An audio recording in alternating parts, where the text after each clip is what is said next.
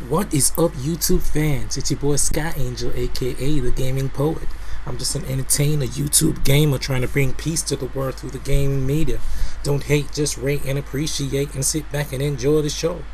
Alright, what up, guys? It's your boy Sky, and this is going to be episode 7 of the Kingofgames 007, entitled FIFA Crashteen. Now, the first thing I want to talk about right off the bat is that I just bought FIFA 14 earlier today at like 11:30 or so, and for the love of everything holy, I came home. I played 5 matches in Ultimate Team, and for all of the 5 matches the game crashed. Then I thought to myself, this gotta be like a little mess up, right? So I played a little bit of seasons, same thing. So I said, okay, so the seasons ain't working and the damn Ultimate Team ain't working. So I went over and I tried out career mode, and to my surprise I tried to purchase a player and the game froze. So I said to myself at this moment in time, seasons ain't working properly. I even got into some matches, and right off the bat, in like the 6th minute, it even froze. So seasons ain't working, Ultimate Team ain't working properly, and flipping managerial mode ain't working. So I went and did a little bit of investigating, and when I went to check it out, when I went on the EA servers and the EA forums, people were having the same problem, whether it was the Xbox 360 or the PS3. So I'm like, really EA? I know they are money grubbers, because I mean they make a lot of comments that they care about their freaking fans, but it just seems like evidently they're just talking a load of bull crap. Because I mean, come on, y'all gotta do a lot better, man. It's ridiculous. It's a joke, cause y'all claim to love y'all fan base, and then every single time there's a problem. I remember in previous FIFA games that there were some kind of issues. Like, hey, in FIFA 13, when I reached my 5th season or so, in career mode, it would freeze. But I was like, at least I gotta get some form of enjoyment out of the game. But I mean, come on. I mean, it's the first goddamn day that the game's been released, and some people were complaining about some problems previously, and it's like some of the customer support representatives were like, oh, they're gonna check the problem, they're checking out the problem, don't worry, we'll get back to you. Come on, the game is out and bull crap like this is going on, and I wasted like $60 on a game that ain't even working. So what I'm gonna do is, for FIFA, it's gonna be my commentating game, since this is all it's gonna be good for. So I'm gonna get my money's worth. So from now on, there's not gonna be much Black Ops 2 on my commentaries. It's gonna be simple old little pretty ass FIFA Crashteen. So I hope y'all like little FIFA, because this is all I'm gonna get out of it. Thank you very much. Now, the next thing I want to talk about is why I have been away for over a week. It's like I said in my last episode, it's GTA 5, GTA 5, GTA 5. Now, I finally beat the game, and I wanted to do a little bit of reviewing in my commentary today. So here's my review of GTA 5. Well, here we go. Now, clearly, GTA 5 is one of the most anticipated games of all time, because I mean, you can do so much in it. So first of all, let's get down to what you can do in GTA 5. Now, here's a short list. In GTA 5, you can utilize tow trucks, you can repo cars and bikes, you can become the paparazzi, you can slam a couple of shots down and get a wicked stripper dance. Yeah, so to say, just PG-13, okay? Thank you. You can become a dog that's screwing another dog, so you can kidnap people, you can play tennis, you can jump out of a moving car, you can get drunk, then you can go into a helicopter, jump out of the helicopter into the deep sea and get eaten by a shark. You can also take pictures using your phone camera, You can film people having happy fun time outdoors. You can jet ski.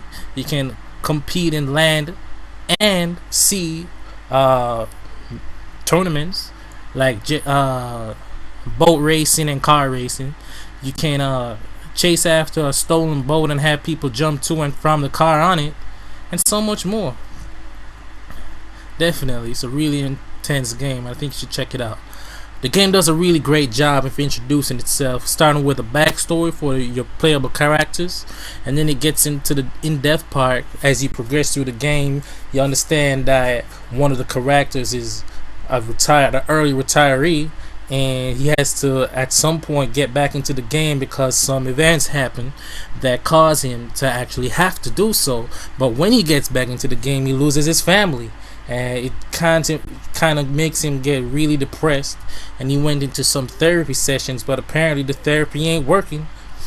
Next character you got is that guy that's like CJ in San Andreas. I guess the developers wanted a character that y'all could relate to, so this character is an up-and-coming gangster. He's trying to make that paper, do what he gotta do. And the last character is just a psychopath. I mean, he smashes his head on doors. He shoots people for no apparent reason. If you call him a redneck or whatever, then he snaps and he'll throw you off a cliff. It's intense, but it's pretty neat. Now, I don't want to give too much spoilers because I know some people haven't gotten the game as yet, but hey, just enjoy. Now, another thing I want to talk about in this review is that they've also fixed the problem of having the same cars spawning over and over again once you get a certain type. Mostly, there was definitely at some point in the game, on some sore spot, finally finding that some really sweet ride that you got had to get towed away, and when you turn off the game, you find out that it was impounded, and when you go to get it impounded, it's actually gone. So that was kind of a glitch that I didn't really like, but whatever. Next thing that I want to talk about is the visuals. Now, the visuals are one of the few things that I didn't really quite keep up the standards of what I really thought it would achieve. It's not really ugly, but some textures and angles are far from flattering. It's hard to pack up so much detail into the world since it's so goddamn big, but the end result is this. They managed to make a game above average when it comes to polish in the visuals department. The game isn't really supposed to be pretty to start off with, but I mean, they're running on 8-year-old hardware, so I don't know if they're going to bring it over to the PS4 or what, but I know they're bringing it over to the PC, so I guess once we have it on the PC, we'll see the graphics full power, so it's going to be pretty neat. There were a few little points where the game could have used some improvements, starting with some cars mysteriously and randomly disappear, the game locking up and freezing after you die sometimes, and would it kill Rockstar to really make the population of Los Angeles have a lot more personality rather than just having them beaten up over and over again and sometimes using the same goddamn lines? But whatever, I guess they did what they had to do, so it wasn't that bad. The next thing I want to talk about is the music. As usual, the music is pure money. I enjoyed the entertainment. They had a wide variety from reggae to R&B, some westerns. It was pretty cool. I like the radio, and the DJs were pretty man, they knew what they were doing. So all this hype is coming up to GTA Online. Definitely, it's gonna be pretty neat. I'm gonna love it. It's gonna be doing what it's gotta do. I guess it's gonna be better than GTA 4. I guess we just have to wait and see. So the next thing that I'm just to put it plain and simply, you're looking at possibly the Game of the Year nominee. It's, in my opinion, it's in the top 3 so far, and likely the #1 game for Xbox 360. And if you really get your money's worth, $60 for this, it makes you really have to think. If you're getting $60 for all of this content, what the hell does EA have to do with FIFA 14? FIFA 14 should be worth like $10. God damn, son. For the freaking quality. Oh my goodness, my head hurts. But yeah, back to it. The verdict. Gameplay wise, I give this a 9 out of 10. There's nearly limitless possibilities and improved driving and shooting that make you feel so happy go lucky boo. Presentation, I give it an 8. Graphics are showing the age of the consoles, but the style is pretty top notch. And the value for the game, 9.5 out of 10. 40 hours plus playthrough for the single player. Come on, man. Come on. Please. Pretty damn neat for a damn game, man. Come on. Gotta love it. Now, that's it for the GTA review.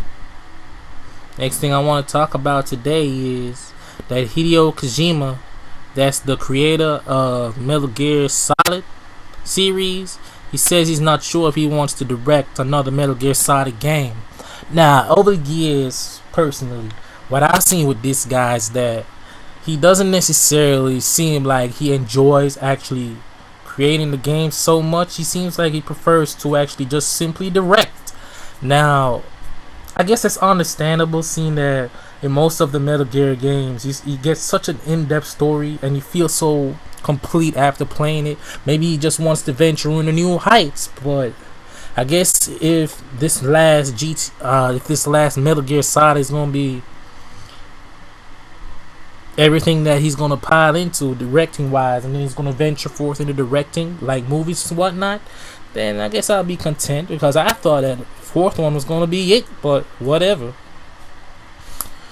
Now, we all know he's the backbone of everything, so dear Lord have mighty, I don't know what's gonna happen. Now, a source that I got interviewed David Hayton, because he made a statement such for that he was upset over the voice of Snake being in the new game. So he asked Hideo Kojima what's his thoughts about this. So Mr. Kojima said, for this game, I wanted to have the full motion capture and full performance capture. However, I realized I would have had to be in Los Angeles for about a year, which is impossible given the agenda to create the rest of the game. So the motion capture was done with an actor here in Japan, and the rest of facial capture and voice performance had to be captured in Los Angeles in the USA with Kiefer Sutherland. However, if there is another Metal Gear, I'm not sure if I'm going to be able to be in charge of it, seeing as I want to venture into new heights, but it just all depends on everything that's going to be going on. So I hope and pray personally that he doesn't switch to something else, because we all know he's a legend. He does what he has to do, and it's really sad when you lose some legendary directors. I mean, hell, we just lost Nintendo's CEO from 1949 to 2002. May his soul rest in peace. But hey, stuff happens, right? So that's all I really wanted to talk about today. There isn't really much more news that I think would interest you, and the match ain't over yet. I wanted to make it long since I wanted to talk about so much, but I guess peace and love from God above, right? Skyangel out. And yes, Manchester United did beat Manchester City 1-0 in this match. So to hell with all of the haters that are so happy that we lost 4-1. I hope y'all have a good day. Skyangel out.